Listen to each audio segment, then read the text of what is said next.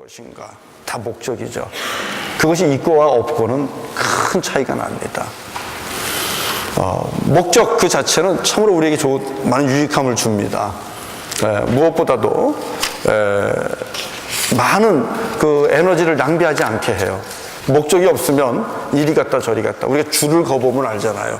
줄을 거보면 한 방향을 보고 줄을 걷는 거하고 땅만 보고 줄을 걷는 거하고 긋는 것과 많이 다릅니다. 목적이 있으면 반듯하죠. 바르게 갈 수 있죠. 많은 소모전, 에너지 소모도 또 우리가 줄일 수 있고요. 효율적으로 일을 할 수 있습니다. 또 목적 자체는 우리의 삶에 아주 좋은 모티베이션을 주죠. 동기를 부여하죠. 그 목적을 보면서 힘을 내고 또 소망을 갖고 우리가 열정적인 삶을 살아갈 수 있습니다. 그래서 우리가 작은 목적 하나하나부터 세워나가는 것은 너무 중요합니다. 꼭 필요합니다. 여러분, 우리가 세울 수 있는 목적 중에 가장 final purpose라고 할까요? 마지막 종착지, 이 final destination, 그럼 뭘까요? 내 인생의 마지막 목적은 뭘까요? 우리가 세워놓는다 그러면 내 인생의 마지막 목적은 여러분, 이 땅에서 살다가 그냥 내 인생을 마감하는 게 아니라 하나님이 허락한 영원한 삶을 내가 누리는 겁니다. 주님이 우리에게 단편적이고 일시적인 생명을 주신 것이 아니라 하나님 창조주 하나님은 우리에게 영원한 삶을 주셨다는 것입니다. 그렇기 때문에 여러분, 우리의 내 인생의 내 영혼의 목적은 영원한 것까지도 커버할 수 있어야 되는 거예요. 주님께서 예비해 주신 영원한 주님의 나라가 있는데 거기까지 내가 들어가는 것, 그 나라를 내가 차지하는 것, 그리고 그 나라를 이 땅에 또한 이루면서 살아가는 것, 그것이 결국 우리가 가지고 있는 목적입니다. 내 인생의 목적이 될 수 있는 것이죠. 교회는 여러분, 그 진리를, 그러한 사실들을 이 땅에서 이룰 수 있도록 사람들에게 가르쳐 주고 또 사람들을 인도하는 그런 역할을 하는 겁니다. 교회를 통해서 이 땅에 있는 많은 사람들은 인생의 목적을 발견하게 됩니다. 또 세우게 됩니다. 그것을 향하여 나아가게 됩니다. 그렇게 살 수 있도록 도와주는 겁니다. 이게 교회의 역할이에요. 그리고 그 교회가 우리가 읽은 것처럼 그 일을 하는 데 있어서 무엇을 해야 될까? 오늘 드리고 싶은 말씀은 선교자적인 역할을 해야 되는데 강조된 겁니다. 지난주 일요일 말씀에 의해서 강조된 건데 단순한 선교자가 아니라 예수의 사랑을 실천하는 선교자가 돼야 된다. 목사님, 선교자가 다 그러지 않아요? 선교사 다 그렇지 않아요? 근데 그래야 된다는 것은 맞는 얘기인데요. 그렇지 않은 경우도 좀 있거든요. 그래서 저희 교회의 목적 진술 속에는 한 번 더 강조해서 세상에 나가서 그리스도의 구원의 은총과 그 복음을 전해야 되는데, 전하는 전도자가 돼야 되는데 예수 사랑을 실천하는 선교자로, 전도자로 그렇게 우리가 나가서 복음을 전해야 됩니다. 그것이 우리 교회의 모습이 돼야 되고 여러분의 모습이 돼야 됩니다. 그것이 우리에게 주시는 목적인데요. 여러분, 오늘 저와 여러분의 삶을 이끌어가는 것은 과연 무엇입니까? 정말 주께서 나에게 주신 내 영원한 삶을 담보할 수 있고 내 영원한 삶을 지켜줄 수 있고 내 영원한 삶이 아버지 품에 들어가 주의 나라에 거할 수 있는 그런 목적을 가지고 내가 지금 내 삶을 드라이빙을 하고 있는가? 우리는 어떨 때 보면요, 내 삶을 드라이브하고 있는 것은 정말 주께서 나에게 주신 참 인간으로서, 참 생명으로서의 어떤 목적을 가지고 사는 것이 아니고 세상 사람들의 이목들, 옆에 있는 사람들이 날 어떻게 보는가, 그런 것들에 이끌려서 갈 때가 사실 많아요. 주님이 나에게 주신 그 고유한 인생이 있고요, 나로서 살아가야 되는 모습이 있고요, 그 다음에 더 중요한 하나님의 나라와 의를 이루면서 또 주님의 나라를 바라보면서 살아가야 되는 하나님의 영광을 위한 삶이 있는데, 그것이 목적이기보다는 저 사람이 나를 어떻게 볼까, 저 친구가 나를 어떻게 볼까, 이런 것들에 이끌려갈 때가 사실 많죠. 그러다 보면 그 삶은 나의 삶이 아니라 다른 누군가의 삶이 될 수가 있는 것이죠. 행복하지 않을 겁니다. 진정으로 행복하고 승리하는 인생은 하나님이 나에게 주신 그 영혼을 사모하면서, 영원한 나라를 사모하면서 그분이 나를 창조하신 그분의 영광을 위하여 그분의 뜻대로 내가 쓰임받으면서 살아가는 것, 이것이 진정한 목적 있는 삶이고 행복한 삶이라고 봅니다. 여러분, 오늘 본문에 보니까, 마가복음을 보니까 오늘 우리가 교회가 갖고 있는 이 목적 진술과 같은 말씀이 있어요. 우리에게 주신 이 목적, 그거 갖고 우리가 교회를 이끌어 가야 되는데요, 예수 사랑을 실천하는 선교사가 되라. 이 말씀을 우리에게 예수님께서 오늘 확실하게 제시해 주고 계신 거예요. 마가복음 우리가 읽었죠. 마가복음을 읽었는데 그 말씀 12절부터 우리가 보면 이런 내용이에요. 서기관이 나와요. 서기관은 말씀에 대해서 박식한 사람입니다. 똑똑한 사람입니다. 지식인입니다. 많은 것을 아는 사람이고 사회적 지위가 안정된 사람입니다. 그 서기관이 나오는데 예수님, 젊은 예수님이 예수가 이렇게 사람들하고 얘기하는 걸 보니까 그럴듯하게 잘해요. 그래서 저 봐라, 저 젊은 예수 말 잘하네, 아마 그런 마음이 들었던 것 같아요. 그래가지고 예수에게 다가갑니다. 예수에게 다가가서 물어보죠. 뭘 물어봤죠? 첫째 계명이 뭡니까? 사람으로서 가장 우선적으로, 가장 기본적으로 지켜야 되는 것, 그게 뭡니까? 이 질문이에요. 사람이 어떻게 살아야 됩니까? 그 질문입니다. 우리의 목적이 무엇입니까? 그 질문입니다. 그 질문을 예수님에게 던진 거예요. 예수님께서 얘기합니다. 예수님의 대답이 29절, 30절, 31절이세요. 예수님의 대답이 뭐예요? 하나님은 한 분밖에 없다. 그렇기 때문에 이 하나님을 마음을 다해, 목숨을 다해, 뜻을 다해, 힘을 다해 섬겨야 된다. 이 이야기 하신 거예요. 여러분, 하나님은 한 분밖에 없다. 그렇기 때문에 다른 이는 섬길 이유가 없다는 거예요. 왜 다른 것에다가 너의 힘을 다하여, 너의 뜻을 다하여, 너의 생각까지 보태서 거기다 목숨까지 걸면서 왜 다른 것들을 섬기냐? 왜 다른 것을 사랑하냐? 우리가 이 땅에서 마음 다해, 뜻 다해, 목숨 다해, 모든 것을 다해서 사랑할 수 있는 것은 오직 한 분밖에 없다. 왜? 전능하신 여호와 하나님, 그분만이 유일하게 존재하는 것이고 그 외에 다른 것들은 어떤 것이라도 할지라도 그것은 존재하지 않는 것이고, 그렇기 때문에 그것은 우상이라는 것이죠.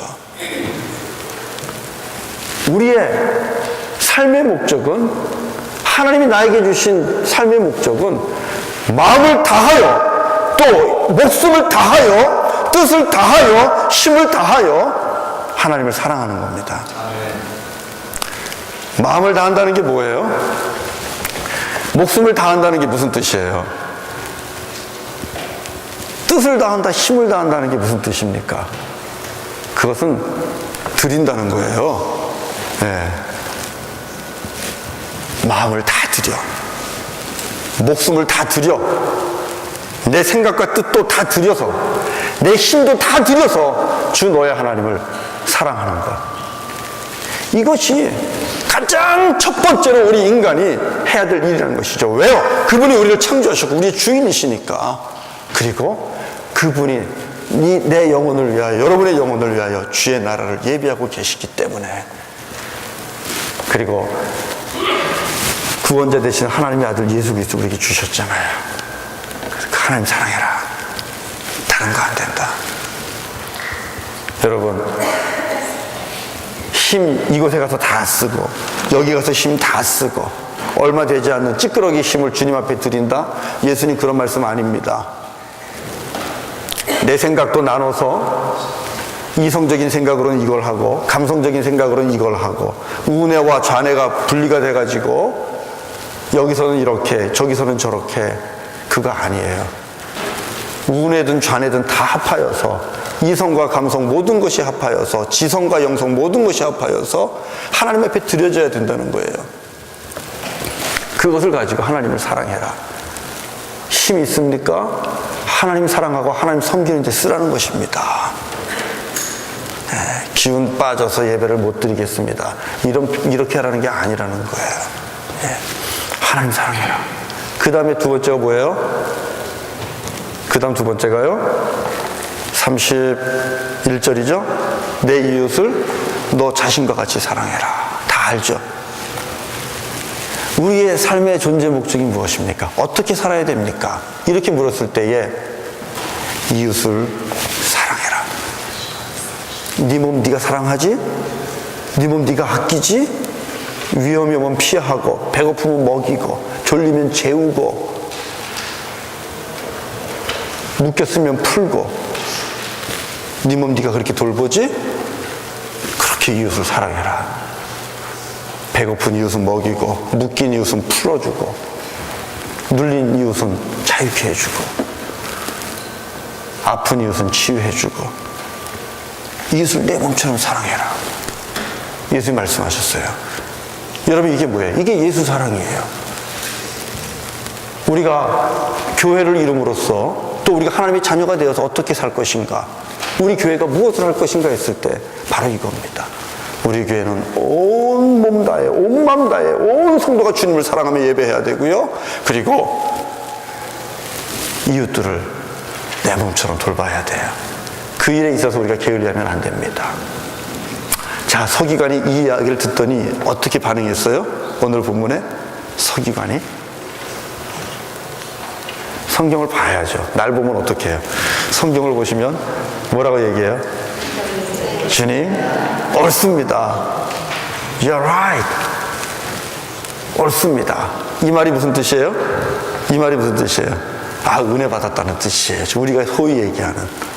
여러분, 우리가 은혜 받았다는 얘기를 잘 써야 돼요. 많은 분들이 자기가 생각하고 있는 그런 이야기를 목사님이 해주면 은혜 받았다고 얘기를 해요.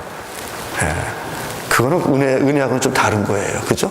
그리고 내가 생각하는 거하고 조금 다르게 얘기하면 그날은 은혜가 없는 거예요. 목사님 왜 저런 얘기를 할까? 이렇게 되는 거예요. 그죠? 그게 은혜예요? 아니죠? 은혜는 뭐예요? 은혜는 알지 못했던 것들을 깨닫는 거예요. 아, 내가 죄인이었구나. 아, 내가 죽을 수밖에 없는 죄인이었구나. 이렇게 살다가는 내가 정말 망한 인생이 될 수밖에 없고 죽은 인생이 될 수밖에 없는데 하나님께서 나를 사랑해 주셨구나. 나를 하나님 자녀 삼아 주셨구나. 하나님 나를 허락해 주셨구나. 나에게 살 길을 주셨구나.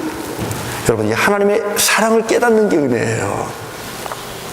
사랑을 깨닫는 게 은혜고 살 길을 깨닫는 게 은혜고, 그렇기 때문에 날카롭게 내 죄악과 내 부족한 모습과 내 허물을 도려낼 수 있으면 사실은 그게 은혜예요. 오늘 이 서기관은 그런 의미에서 은혜가 아닌 것 같아요. 예수님이 나하고 같은 생각을 갖고 있네?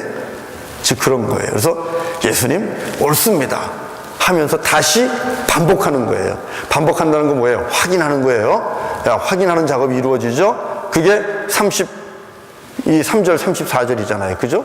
32절부터 시작되잖아요. 맞습니다.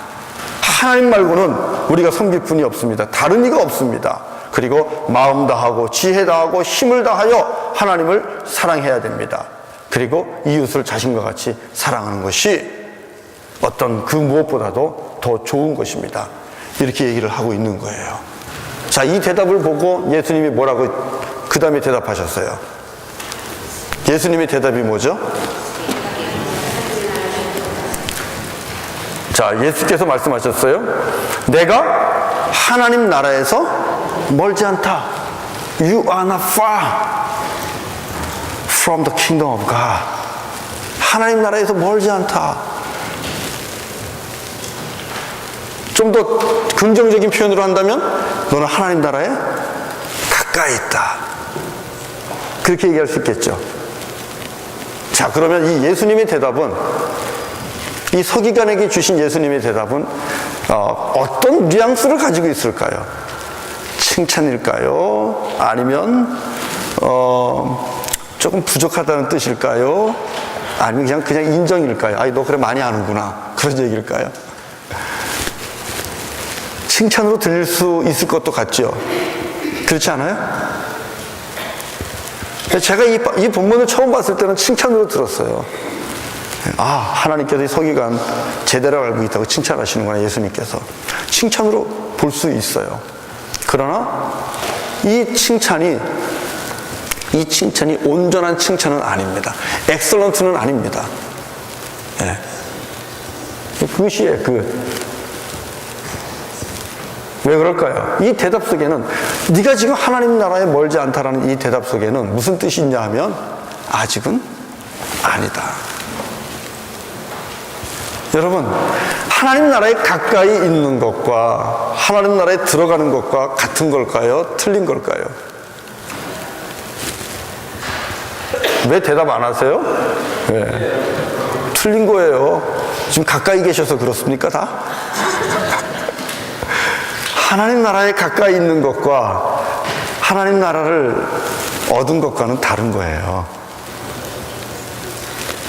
오늘 이 예수님의 대답은, 서기관에게 주신 대답은, 네가 하나님 나라를 차지했다고 얘기하지 않았어요.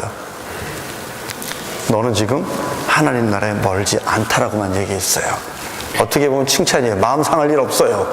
그러나 이 대답 속에는 심오한 뜻이 있습니다. 예수 그리스도께서 계획하고 있는 엄청난 뜻이 담겨 있는 거예요. 하나님 나라에 가까이 가는 것으로 만족하면 안 된다.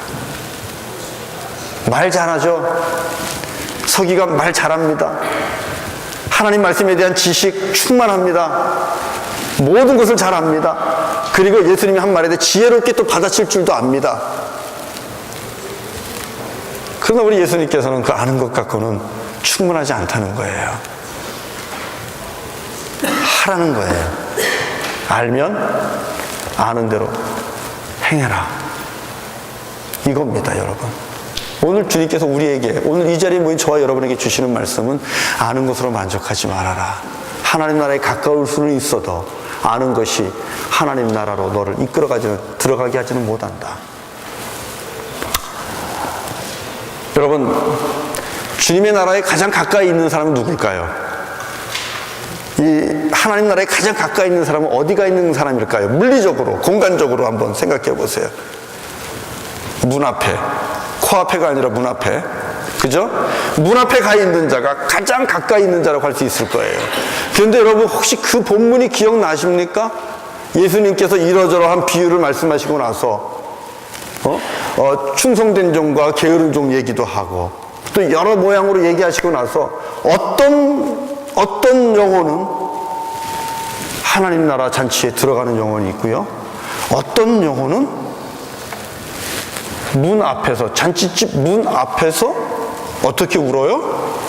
슬프게 울면서 이를 가는 자가 있을 것이다. 여러분, 이 본문이 기억나시죠?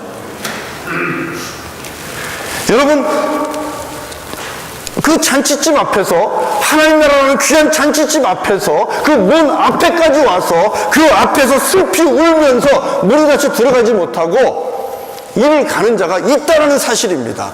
여러분, 그 사람도 하나님 나라에 가까이 있는 자입니다. 하나님 나라에 멀지 않은 자입니다. 있다는 거예요. 그러나 여러분, 들어간 것과는 다른 거예요. 차지한 것과는 다른 거예요. 오늘 우리는 과연 어디에 있습니까? 어쩌면 우리는 너무나 많은 이 성경 지식을 가지고 있죠. 아, 예, 하나님 창조주입니다. 우리 하나님께서 독생자 예수 그리스도를 주셨습니다. 그리고 예수님께서 십자가에 달려 죽었습니다. 그분이 피를 흘렸습니다. 그 피가 속죄 제물이 되었고, 그리고 믿는 자에게는 죄사함이 있으며 하나님의 자녀가 되는 권세가 있습니다. 그리고 예수 믿으십시오. 여기까지 우리가 알고 지내는 것은 얼마나 많습니까? 다 알잖아요. 그리고 사랑하면서 살아야 된다는 거 다 알잖아요. 아는 것 가지고 만족하시면 안 된다는 거예요. 아는 것은 충분 조건이 안 돼요. 필요한 거예요. 그걸 배우고 알아감으로써 진리를 깨닫게 되고요. 내가 어떻게 살아야 되는가 분명한 목적의식을 갖게 되고요. 방향이 결정이 되기 때문에 이 안다는 것은 우리를 주님께로 하나님 나라로 천국으로 이끌어 가죠. 그러나 주님께서 원하시는 것은 그 앞에 와서 슬피 울며 이를 가는 그런 어리석은 존재가 되지 말고 주님께서 양팔을 벌리고 네 영혼을 받아줄 수 있는 그런 영혼이 돼야 되지 않느냐, 그겁니다. 그것은 바로 오늘 주님이 말씀하시는 것처럼 하나님을 온 마음을 다해 목숨을 들여가며 생각과 모든 것을 들여가며 섬기는 겁니다. 사랑하는 겁니다. 그리고 이웃을 내 몸처럼 정말 사랑하는 거예요. 사랑은 여러분 그건 동사잖아요. 행하는 거잖아요. 그죠? 보여주는 거잖아요. 우리 교회가 그렇게 행함이 있는 사랑, 말로만 사랑하지 말고 이름만 사랑하지 말고 정말 행함이 있는 예수 사랑을 실천하는 그런 사랑하는 교회가 되기를 원합니다. 그 누구도 거추장스럽다고 내치면 안 돼요. 그 어떤 영혼도 불편한 존재라고 무시하면 안 돼요. 거추장스럽고 불편하고 내 인생에 내 앞길에 방해가 되고 걸림돌이 되고 그런 존재라 할지라도 여러분 그들이 바로 이웃입니다. 그들이 바로 내가 사랑해야 될 사람이에요. 내가 돌봐야 될 사람이에요. 내 몸 돌보듯이. 그리고 그 사랑해야 되는 이웃들은요 바로 옆에 있어요. 여러분 바로 옆에 있어요. 누가 여러분에게 가장 큰 상처를 줍니까? 누가 여러분의 마음에 가장 큰 아픔을 줍니까? 모르는 사람이 주던가요? 아는 사람이 주죠. 그 아는 것도 가장 잘 아는 사람이 줍니다. 사랑한다는 사람이 가장 많은 상처를 줘요. 사랑한다는 사람이 가장 많은 아픔을 줘요. 힘들게 해요. 예. 그러지 마시고 내가 사랑한다고 믿고 있는 그 사람, 내가 사랑한다고 믿고 있는 아내일 수 있고 남편일 수 있고 그 다음에 내가 사랑한다고 믿고 있는 자식일 수 있고 부모일 수 있는데 바로 그 사람을 정말 내 몸처럼 사랑해야 돼요. 내가 사랑한다고 믿고 있는 내 가족을 사랑해야 돼요. 내가 사랑한다고 믿고 있는 우리 관계 속에는 아무 문제 없다고 생각하고 있는 우리 교우들을 먼저 사랑하셔야 돼요. 하나님 사랑과 이웃 사랑은 둘이 아닙니다. 하나입니다. 하나님을 뜨겁게 사랑하는 사람은 이웃을 내 몸처럼 사랑하게 돼 있어요. 우리는 그런 이분법적인 사고를 벗어나야 돼요. 하나님 사랑하는 사람은 이웃 사랑해요. 내가 하나님을 뜨겁게 사랑하기 때문에 내가 너에게 마음 줄 여유가 없다. 이거 틀린 거예요. 내가 교회를 너무너무 사랑하기 때문에 내가 너를 돌아볼 시간이 없다. 너에게 마음 줄 시간이 없다. 틀린 거예요. 하나님을 사랑하고 교회를 뜨겁게 사랑하고 결국 그러면 이웃을 사랑하게 돼 있는 거예요. 이 주님이 우리에게 주시는 귀한 말씀이에요. 교회 핑계대고 자식들 등한시하는 일 하지 마세요. 예. 하나님 핑계대고 자녀 돌보는 일이나 또 며느리 돌보는 일이나 사위 돌보는 일이나 아내 남편 돌보는 일을 게을리하지 마십시오. 예. 오늘 본문에 하나님 사랑과 이웃 사랑이 하나로 되어서 나오는 그런 패밀리가 있습니다. 하나님 사랑과 이웃 사랑이 하나예요.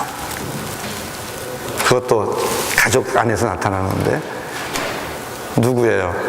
나오미와 룻이에요. 여러분 나오미와 룻의 관계는 정말 아이디얼한 거죠. 야, 어떻게 시어머니하고 며느리하고 이렇게 서로 사랑할 수 있을까? 뭐 불가능하다고 할 수 있는 일이지만 그 내용이 성경에 있어요. 나오미는 시어머니예요. 룻은 며느리예요. 너무 사랑해요. 서로가 돌봐요. 섬겨요. 여러분, 이게 바로 하나님 사랑과 이웃 사랑이 하나 된 거예요. 그래서 가족 안에서부터. 여러분, 나오미 어때요? 나오미는 자기가 살고 있는 베들레헴 땅에 흉년이 들었어요. 먹을 게 없어요. 그래가지고 남편하고 두 아들하고 같이 모압이라는 나라로 이민을 갑니다. 모압으로 이민을 가서 살게 되는 거예요. 거기 가서 10년을 살았어요. 10년 사는 동안 며느리 둘을 얻었어요. 그런데 무슨 일이 생겼어요? 남편 죽었어요. 그 다음에 큰아들 죽어요. 작은아들 죽어요. 어떤 게 순서인지 몰라요. 그러나 여러분이 이해하기 쉽잖아요. 그죠? 예, 큰아들 죽어요. 둘째 아들 죽어요. 누구만 남아요? 나오미 남고, 늙은 나오미 남고, 그 다음에 두 며느리 남았어요. 나오미의 인생이 어때요? 정말 너무 안 됐죠. 더 이상 모압 땅에 희망이 없어요. 며느리 보기에도 안 됐어요. 그래서 며느리에게 얘기하는 거예요. 야, 나는 이제 내 나라로 갈란다. 너희들은 아직 젊으니까 여기에서 너희들 삶을 살아라. 이게 뭐예요? 배려예요. 배려. 여러분, 하나님 사랑, 이웃 사랑 속에는 기본적으로 배려하는 게 있어야 돼요. 젊은 며느리들을 생각하는 거예요. 나보다도 젊은 며느리 생각하는 거예요. 너희들이 여기서 니들 삶 찾아라. 이렇게 얘기합니다. 그랬을 때 어때요? 또 이 두 며느리가 어떻게 얘기해요? 무슨 말씀입니까, 어머니? 같이 갑니다. 그런데 하도 만류하니까 한 며느리는 가고 룻이 남았어요. 룻은 끝까지 아니 어머니 난 못 떠납니다. 어떻게 어머니를 떠나요? 어머니 가는 데까지 갑니다. 어머니 죽는 곳에 나도 죽을 겁니다. 그리고 어머니의 백성이 내 백성이고 어머니의 나라가 내 나라고 어머니의 하나님이 내 하나님입니다. 어머니 나오미와 룻은 하나가 돼버린 거예요. 놀랍지 않습니까? 여러분, 나오미는요 어떻게 보면 무의탁 노인입니다. 젊은 룻이 살아가는 데 있어서 엄청난 걸림돌이에요. 나오미가 있으면 룻의 인생은 정말 행복하지 않습니다. 나오미라는 그 노인이, 그것도 시어머니가 옆에 있으면 이 룻의 인생은 정말 불행한 거예요. 그러나 룻이 어떻게 해요? 걸림돌 같은 어머니지만, 불편한 존재이지만, 아니요, 나 어머니랑 같이 살 거예요. 내가 어머니 책임질 거예요. 내가 어머니 섬길 거예요. 그러면서 따라가잖아요. 여러분, 이게 정말 하나님을 만난 자의 사랑입니다. 예수를 만난 자의 사랑입니다. 참 의심스러운 건요, 야, 어떻게 나오미가 어떻게 이 며느리들에게 여호와 하나님을 어떻게 가르쳤길래, 여호와 하나님을 섬기는 것을 이 며느리들에게 어떻게 보여줬길래 이 두 며느리가 이렇게 어머니의 믿음을, 어머니를 공양하며 따라갈까? 이걸 생각해 보면요, 여러분, 너무나도 놀라운 거예요. 보세요. 베들레헴에서 이스라엘 땅에서 이민 온 이 나오미 가족 보니까 하나님을 믿는데요. 여호와 하나님을 믿는데요. 여호와 하나님을 믿는다 그래서 한번 잘 믿나 봤어요. 그래? 하나님이 어떤 분인가 사람들이 궁금했을 겁니다. 그런데 무슨 일이 생겨요? 세상에 남편이 죽어요. 남편이 죽어버려요. 무슨 일이 다 있어? 생명의 주관자인데 이게 무슨 일이야, 이게 집안에. 그럴 수 있겠지 생각했어요. 근데 두 번째 또 아들이 죽어요. 그 다음 또 세 번째 또 아들이 죽어요. 여러분, 이방민족으로서 볼 때에는, 이방민으로 볼 때에는 이게 도대체 무슨 하나님이, 이런 하나님이 다 있습니까? 믿을 게 따로 있지. 어떻게 남편도 불러가고 아들도 다 불러가는 그런 하나님을 뭐 믿으라고 그러는 거예요. 안 되잖아요. 이 룻과 이 오르바는 그런 생각 안 했겠습니까? 눈으로 많이 봤는데. 그럼에도 불구하고 어머니의 하나님이 내 하나님입니다. 룻이 이렇게 여호와 하나님을 자기의 구주로 고백하고 섬긴다는 것은 이 나오미 시어머니의 믿음이 우리가 생각하는 것 이상이라는 것을 생각할 수 있어요.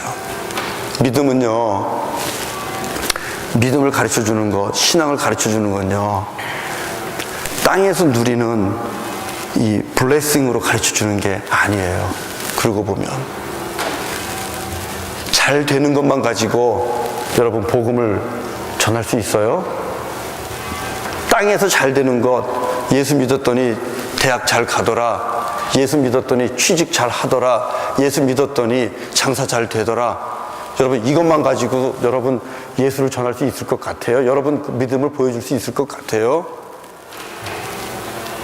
그건 아니에요.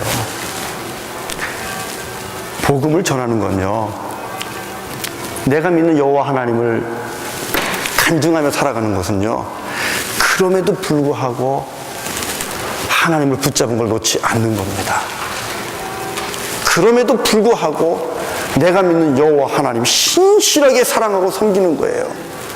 그리고 그럼에도 불구하고 형편과 처지가 어렵지만 내게 허락한 가족, 내게 주어진 가족, 하필이면 이런 며느리가 들어왔을까가 아니라 어쩌다가 이렇게 귀한 며느리가 들어왔을까. 여러분 이런 모습으로 내게 들어온 이 가족을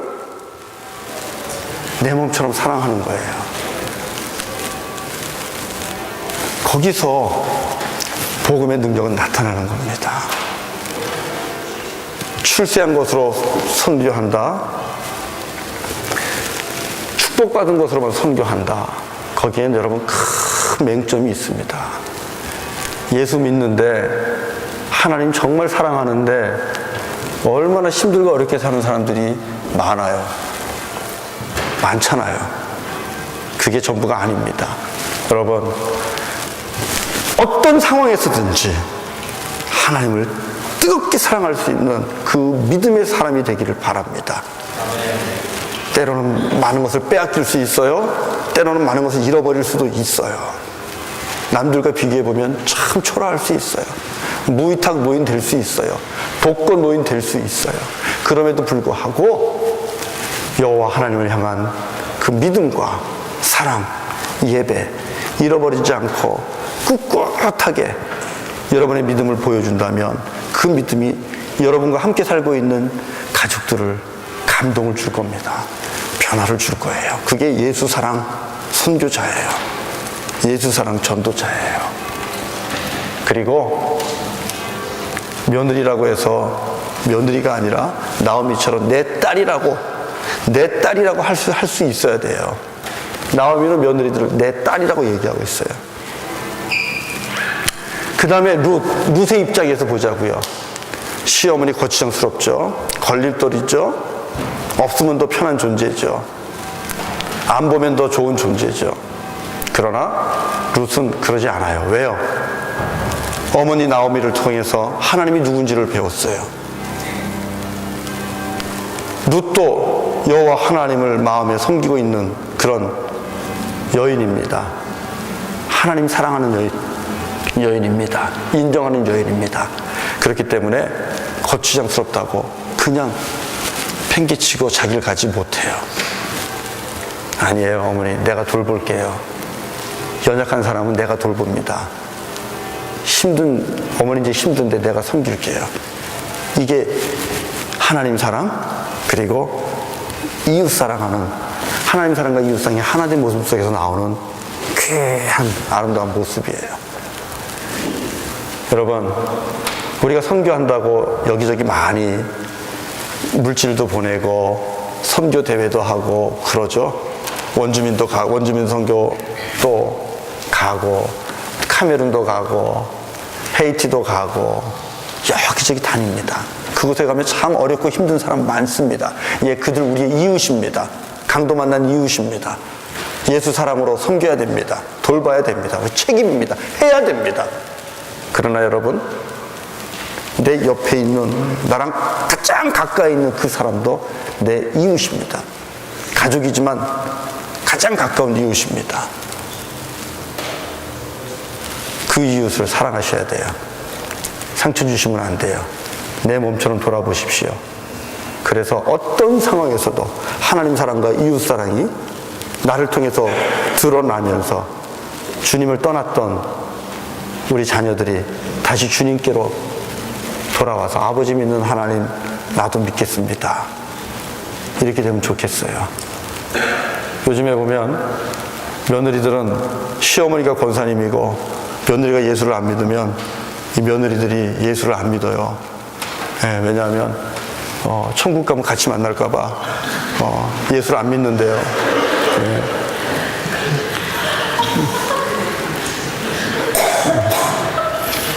천국 가면 같이 만날까 봐 시어머니가 믿는 예수님 안 믿는데요.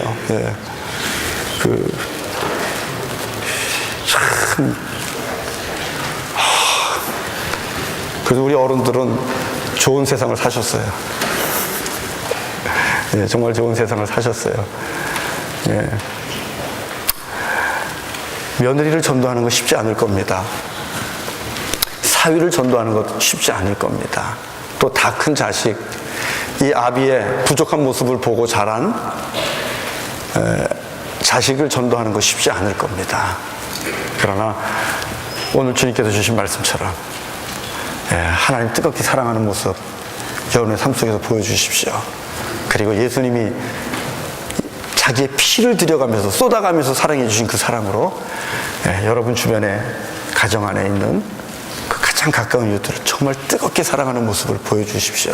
그래서 온 가족이 하나님 나라에 가까이 가는 것이 아니라 하나님 나라에 모두가 영접되고 들어가서 그 나라를 차지할 수 있는 그런 축복된 우리 가족들이 되기를 주의 이름으로 축원합니다. 우리 같이 찬송하죠. 331장 같이 찬송하겠습니다.